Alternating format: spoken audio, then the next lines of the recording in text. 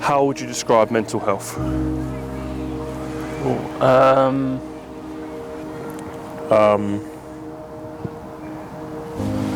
It's like your well-being, I think, in good times and bad times. How your mental is, like what you think, how you think, how you react, and just your overall well-being. I describe mental health as your mental well-being, so thoughts, stuff that people can't see, and just stuff that's inside your head, really. I think mental health is someone's emotional well-being. It's, for me or for everyone, it's something that can either be seen, or for others it's something that you can't really see. It's an important matter. I think it's spoken about, but not really acted upon these days, even though we're getting better at it. I think it helps people speak about their feelings, and it's better for someone to get it off their chest and keep it in. What is mental health to you? Mental health to me is, I think it's quite a hard question to answer. Mental health is thoughts, it's stuff inside your head, whether it's thoughts or voices or other things. I think mental health is very important. It's definitely something that needs to be looked after just as much as physical health as well. To me, mental health is a vital part for, I think for our day-to-day lives, it's something that goes a bit under the radar, and although I think in recent times has become a lot more talked about, I still think it's something that we can educate people on to understand their emotions and feelings more. I think, for me, it's in terms of on the pitch and off the pitch is probably the most important thing, because when you're feeling quite free and you're happy with yourself and with the way you look, the way you feel, you can be the best version of yourself. So that's what it is to me. It's very important to me. When I was younger, I thought I didn't really think much of it, but I started to really take it more serious the older I got, with new challenges and difficult phases in life. And it's very important. I think it's the most important thing, especially in this profession, because you're so you're gonna get criticized, by people, and it's just how you take it. There's lots of things that can go bad, injuries, decisions going against you, rejection. So there's a lot of factors that can play into mental health. I just think that everyone should just talk about it. A time I've suffered from mental health, I would say, was probably during COVID time. I'd say, it was when we were kind of going back to playing football again. I remember I was going to training, going back home, and there wasn't really much purpose to my day sometimes. I think for me, I love the game so much that I love playing in front of fans and people weren't able to go and watch. So for me, that was probably where I've suffered quite a bit. And also, like I said, because it's such a big part of my life, injuries, when I get injured sometimes, it can be quite difficult, it can be quite lonely if you don't have the right people around you. So prior to all these experiences, when I was younger and I hadn't experienced it much, I'd say, probably without realising, I suffered a bit. I'd say within football, there's times, especially as a goalkeeper, it's a mentally challenging position. And just sometimes the pressure of football does get a bit too much, but yeah. Me personally, I'd say the worst was probably when I was at Chelsea. And just not feeling wanted,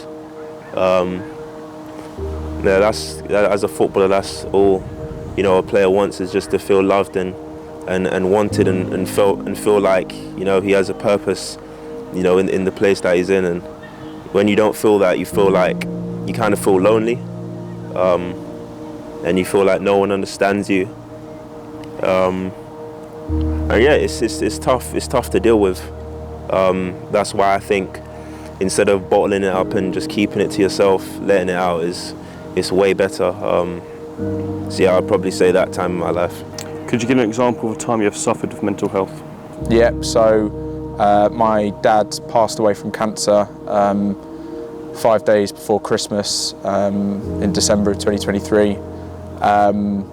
Obviously, something extremely hard. So, you know, I'm 23 now, but I've got brothers that are 21 and 12, so it's a massive effect and something that you wouldn't wish upon anyone, leaving a family so young. But yeah, it's super hard, and it's nothing like I've ever experienced before, worse than any physical pain. But it's just how you're feeling within yourself, and it's just stuff that people can't really see on the outside, and you just need to look after it and talk to people.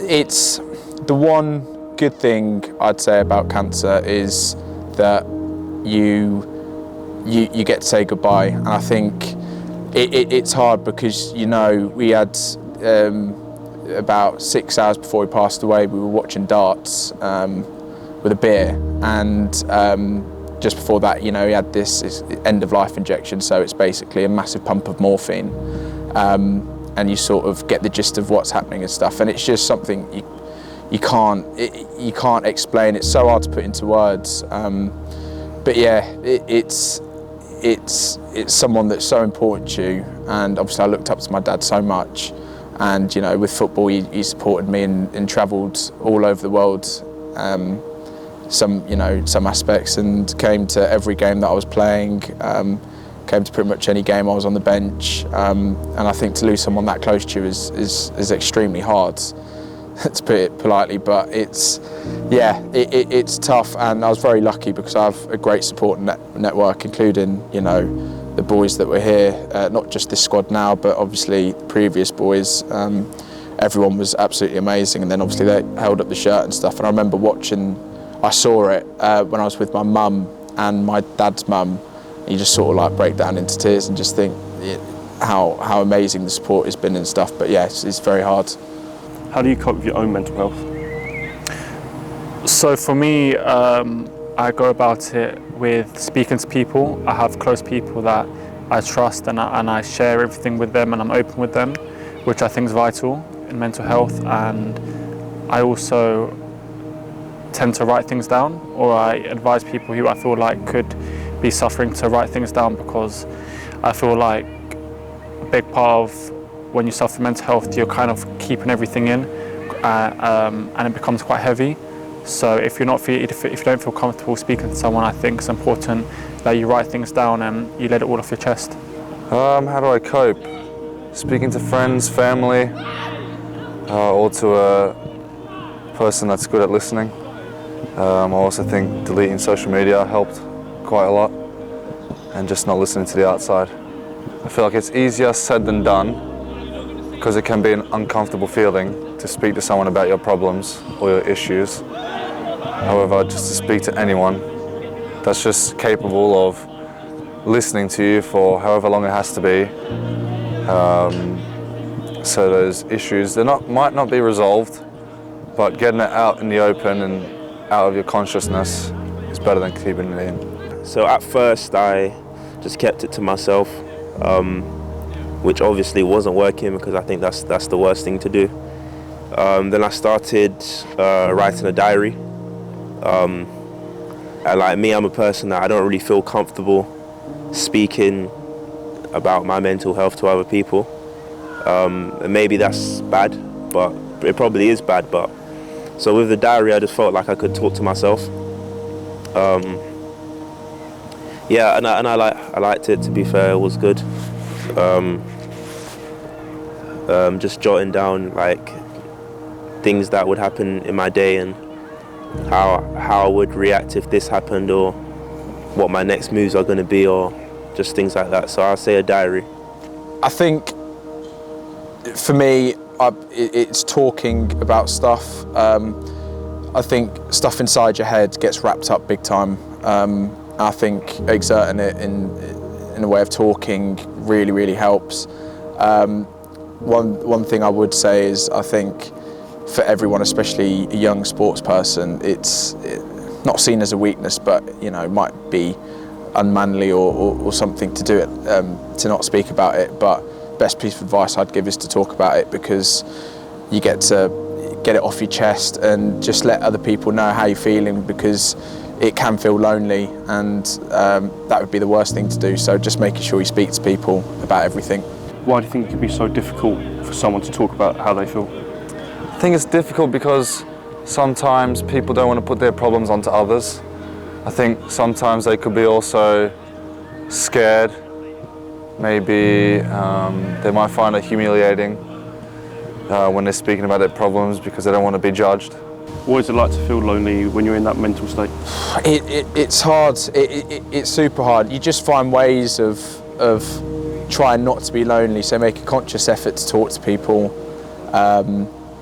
It is very hard. I know there's a lot of cliches that are easier said than done, especially like talking to someone. But that is the best thing. And like I said, I'm very lucky. I have a superb support network in the club.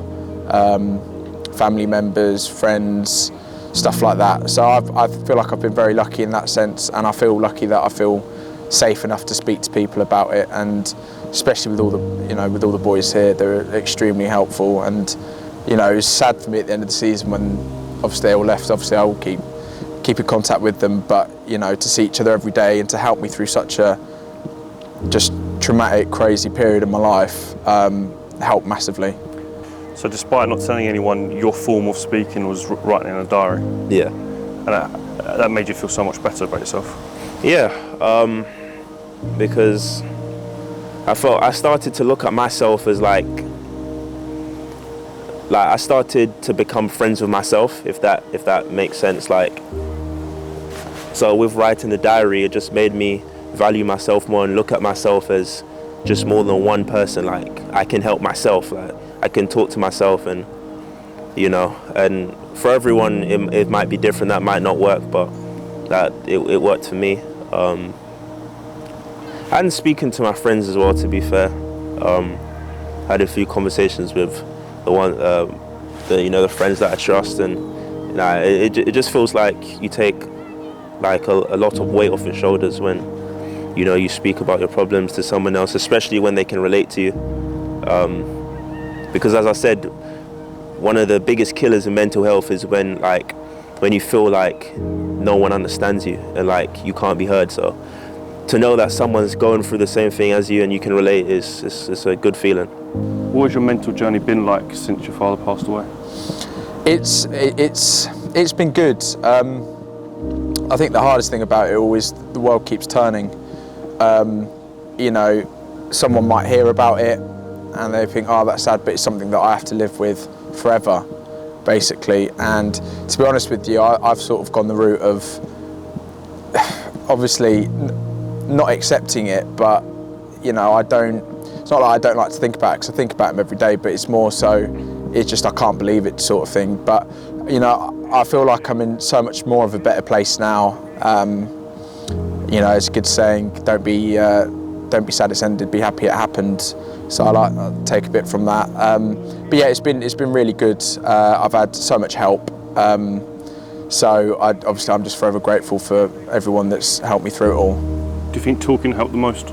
Yeah, definitely. Because those periods where I just sit in my room and all these things get wrapped up inside your head, and at the end of the day it's not good. You have a lot of overthinking and stuff. So for me, talking is definitely the best piece of advice I give, because it just gets everything off your chest and it lets other people know what you're thinking.